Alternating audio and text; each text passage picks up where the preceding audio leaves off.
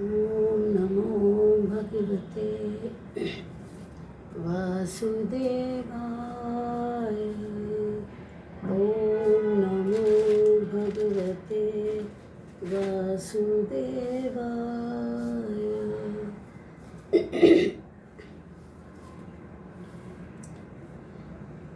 थोड़ा सा पीछे से पढ़ना चाहती हूँ मैं। मेरे ख्याल से कुछ कट गया था।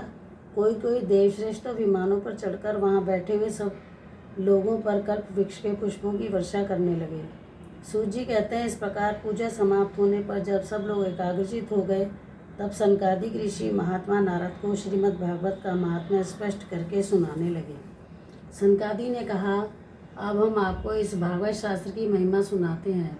इसके श्रवण मात्र से मुक्ति हाथ लग जाती है। श्रीमद् भागवत की कथा का सदा सर्वदा सेवन आस्वादन करना चाहिए। इसके श्रवण मात्र से श्री हरि हृदय में आ विराजते हैं। इस ग्रंथ में 18,000 श्लोक और 12 स्कंद हैं तथा श्री शुकदेव और राजा परीक्षित का संवाद है। आप यह भागवत शास्त्र ध्यान देकर सुनिए।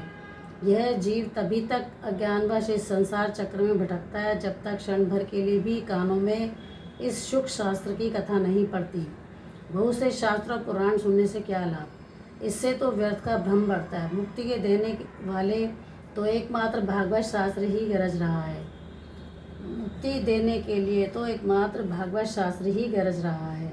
जिस घर में नित्य प्रति श्रीमद् भागवत की कथा होती है वह तीर्थ रूप हो जाता है, और जो लोग उसमें रहते हैं उनके सारे पाप नष्ट हो जाते हैं।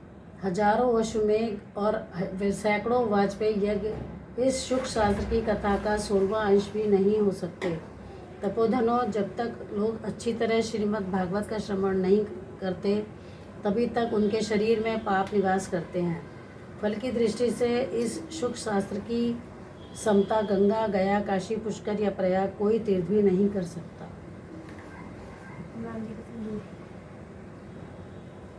यदि आपको परम गति की इच्छा है तो अपने मुख से श्रीमद् भागवत के आधे अथवा चौथाई श्लोक का भी नित्य नियम पूर्वक पाठ कीजिए।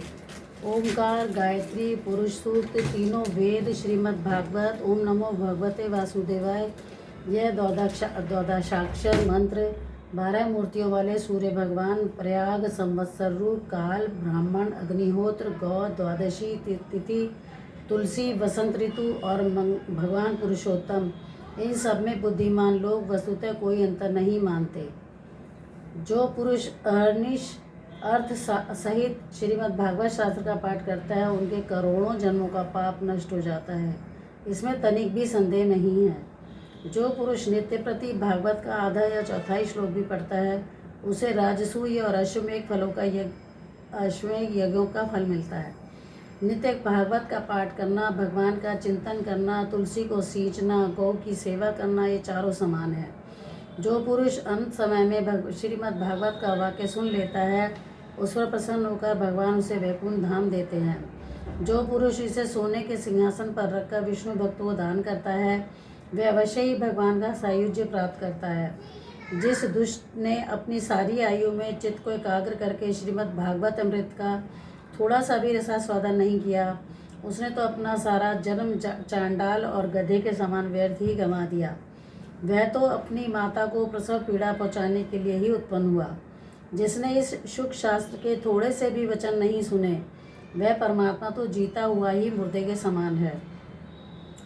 पृथ्वी के भार स्वरूप उस पशु तुल्य मनुष्य को धिक्कार है जो स्वर्गलोक में देवताओं में प्रधान इंद्रादि कहा करते हैं। संसार में श्रीमद् भागवत की कथा का मिलना अवश्य ही कठिन है। जब करोड़ों पुण्यों का उदय होता है तभी इसकी प्राप्ति होती है। नारद जी, आप बड़े ही बुद्धिमान और योग निधि हैं। आप प्रयत्नपूर्वक कथा श्रवण कीजिए। इसे सुनने के लिए दिनों का कोई नियम नहीं है, इसे तो सर्वदा ही सुनना अच्छा है।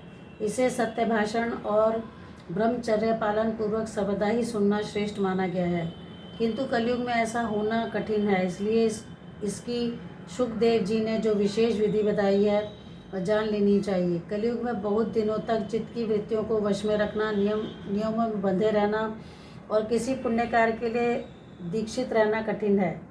इसलिए सप्ताह श्रवण की विधि है। श्रद्धापूर्वक कभी भी श्रवण करने से अथवा माघ मास में श्रवण करने से जो फल होता है वही फल सुखदेव जी ने सप्ताह श्रवण में निर्धारित किया है।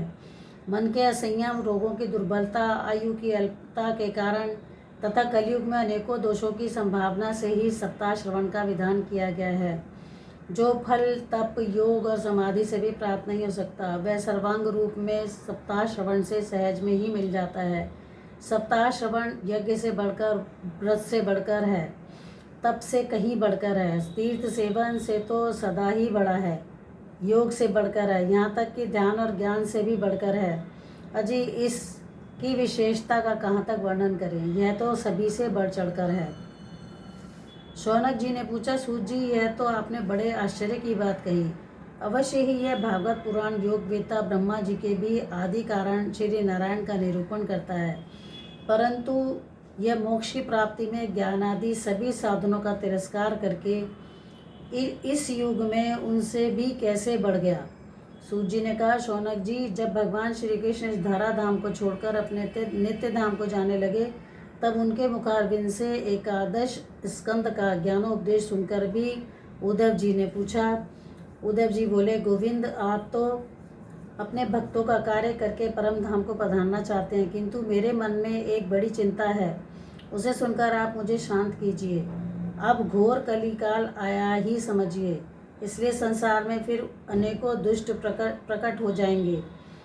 उनके संसर्ग में जब अनेकों सत्पुरुष भी उग्र प्रकृति के हो जाएंगे तब उनके भार से दबकर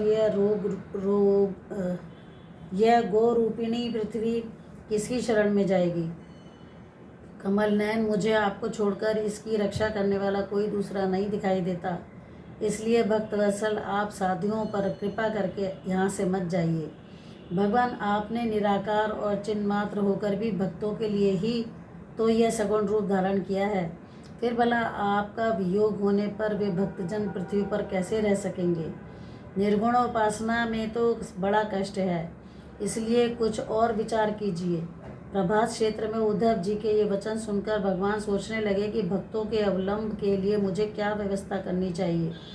शौनक जी तब भगवान ने अपनी सारी शक्ति भागवत में रख दी। वे अंतर्ध्यान होकर इस भागवत समुद्र में प्रवेश कर गए, इसलिए यह भगवान की साक्षात शब्दमयी मूर्ति है। इसके सेवन, श्रवण, पाठ अथवा दर्शन से ही मनुष्य के सारे पाप नष्ट हो जाते हैं। इसी से इसका सप्ताह श्रवण सबसे बढ़कर माना गया है और कलयुग में तो अन्य सब साधनों को छोड़कर यही प्रधान धर्म बताया गया है। कलिकाल में यही ऐसा धर्म है जो दुख, दरिद्रता, दुर्भाग्य और पापों की सफाई कर देता है तथा काम, क्रोध आदि शत्रु पर विजय दिलाता है। अन्यथा भगवान की इस माया से पीछा छुड़ाना देवताओं के लिए भी कठिन है, मनुष्य तो इसे छोड़ ही कैसे सकते हैं। अतः इससे छूटने के लिए भी सप्ताह श्रवण का विधान किया गया है।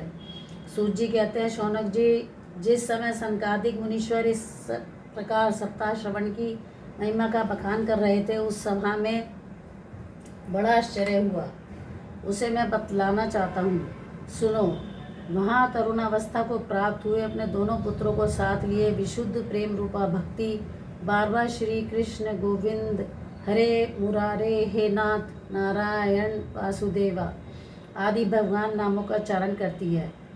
अकस्मात ही वो प्रकट हो गई। सभी सदस्यों ने देखा कि परम सुंदरी भक्ति रानी भागवत के अर्थों का आभूषण पहने वहाँ पधारी। मुनियों की सभा में सभी अब तक तर्क वितर्क करने लगे कि ये यहाँ कैसे आई, कैसे प्रविष्ट हुई। तब सनकादिक ने कहा, हे भक्ति देवी, अभी अभी कथा के अर्थ से निकली है। ये भक्ति देवी अभी अभी कथा के अर्थ से निकली है। उनके ये वचन सुनकर भक्ति ने अपने पुत्रों समेत अत्यंत विनम्र होकर सनत कुमार जी से कहा। भक्ति बोली, मैं कलयुग में प्राय नष्ट प्राय हो गई थी, आपने कथा अमृत से सींचकर मुझे फिर पुष्ट कर दिया। अब आप ये बताइए कि मैं कहाँ रहूँ। यह सुनकर सनकादि ने उससे कहा, तुम भक्तों को भगवान का स्वरूप प्रदान करने वाली, अनन्य प्रेम का संपादन करने वाली और संसार रोग को निर्मूल करने वाली हो। अतः तुम धैर्य धारण करके नित्य निरंतर विष्णु भक्तों के हृदय में ही निवास करो। ये कलयुग दोष भले ही सारे संसार पर अपना प्रभाव डाले, किंतु वहाँ तुम पर इनकी दृष्टि भी नहीं पड़ सकेगी। इस प्रकार उनकी आज्ञा पाते ही भक्ति तुरंत भगवत भक्तों के हृदयों में जा विराजी। जिनके हृदय में एकमात्र श्री हरि की भक्ति निवास करती है, वे त्रिलोकी में अत्यंत निर्धन होने पर भी परम धन्य हैं, क्योंकि इस भक्ति की डोरी से बंधकर तो साक्षात भगवान भी अपना परम धाम छोड़कर उनके हृदय में आकर बस जाते हैं। भूलोक में यह भागवत साक्षात पर ब्रह्म का विग्रह है। हम इसकी महिमा कहाँ तक वर्णन करें। इसका आश्रय लेकर तो इसे सुनने से और सुनाने वाले दोनों को ही भगवान श्री कृष्ण की समता प्राप्त हो जाती है। अतः इसे छोड़कर अन्य धर्मों से क्या प्रयोजन है। ओम नमो भगवते वासुदेवाय। ओम नमो भगवते वासुदेवाय। ओम नमो भगवते वासुदेवाय। अब हम महात्म्य का चौथा अध्याय कल यानी कि 13 तारीख को सुबह प्रातःकालीन पूजा में पढ़ेंगे। अभी सभी संगत को मैं प्रणाम करती हूँ और शुक्राना करती हूँ कि आप सबने इसे ध्यान लगाकर सुना। जय गुरु जी, शुक्राना गुरु जी।